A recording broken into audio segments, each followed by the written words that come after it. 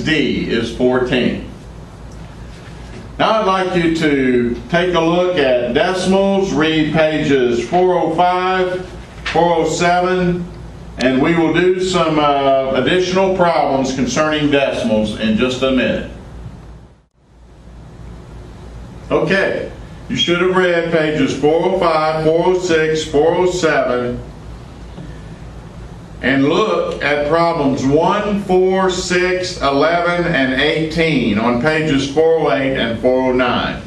To discuss these problems, I've invited Julia to cover the rest of arithmetic except for means and medians, and then we'll continue. All right, so now we're going to go over the problems that you were asked to do. We did 1, 4, 6, 11, and 18. Now the first two problems we're doing was dealing with addition. Or the first three problems is addition and subtraction. And the main thing to remember is that you need to line your decimals up when you're adding and subtracting them to get the right answers. So let's go over number 1 and see what we get. So number 1, we have 1.032 plus 0. Put the 0, and there's your decimal, line them up. You got 987, and then you have a 3.07. Now here we don't have a number, so if you want to put a 0, you can, just to put it in that spot so it doesn't confuse you. And then you just add like normal. Bring down your decimal and start over here. We've got 7 plus 2, which is 9. You've got 7 plus 8 plus 3, which is 18. You've got 9 plus 1, which is 10. Carry your 1. And then you've got 3 plus 1 plus 1, which is 5. So your answer should be 5.089, which is selection B. And there's number 1. And like I said, the main thing is to make sure that you set your decimals on top of each other, otherwise you will get the wrong answer. Okay? So moving on to number 4, we have 8, which is a whole number without a decimal. And you can always put the decimal there if you just need to, so you know where it's at. You add it to 17 is your whole number, 0.43. And again, we can put our zeros just for the spot so you don't get confused. And then you add 9.2 as well. Okay, so let's add them up. Let's put our 0. So you've got 3 plus 0 plus 0, which is 3. Then you've got 4 plus 2, which is 6. Carry your decimal down. You've got 9 plus 7 plus 8. 9 plus 7 is 16, plus 8 is 24. Okay. 2 plus 1 is 3. So your answer should be 34.630, which is selection A. Again, we lined up our decimals and it gives us the right answer. Okay? Moving along, the next number 6, we'll deal with subtraction. We'll set those the same way. We're just going to subtract the numbers instead of adding. Okay, number 6 reads 3.972 minus 2.04. Again, just to have a spot, you put your 0. Okay, and then we'll just subtract them. 2 from 0 is 2. 4 from 7 is 3. 0 from 9 is 9.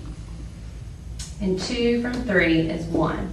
So your answer is 1.932, which is selection A. Okay?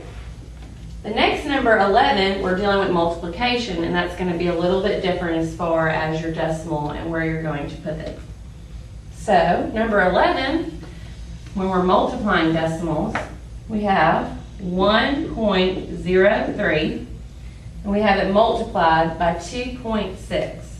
When you multiply, it doesn't matter if you line up the decimals at all, because at the end is when we count the spaces behind the decimal, and that's where you're going to put your decimal. You'll see it'll make more sense once I do the problem. So we'll do 2.6 and we'll multiply. So you have 6 times 3, which is 18. 6 times 0 is 0 plus 1. And you get 6 times 1, which is 6. When you come down, you have to put your 0 here and then multiply. 2 times 3 is 6. 2 times 0 is 0. 2 times 1 is 2. And then you add these numbers together to get your answer. 8 plus 0 is 8. 6 plus 1 is 7. 6 plus 0 is 6. And carry your 2 down. Now, the question is, where does the decimal go?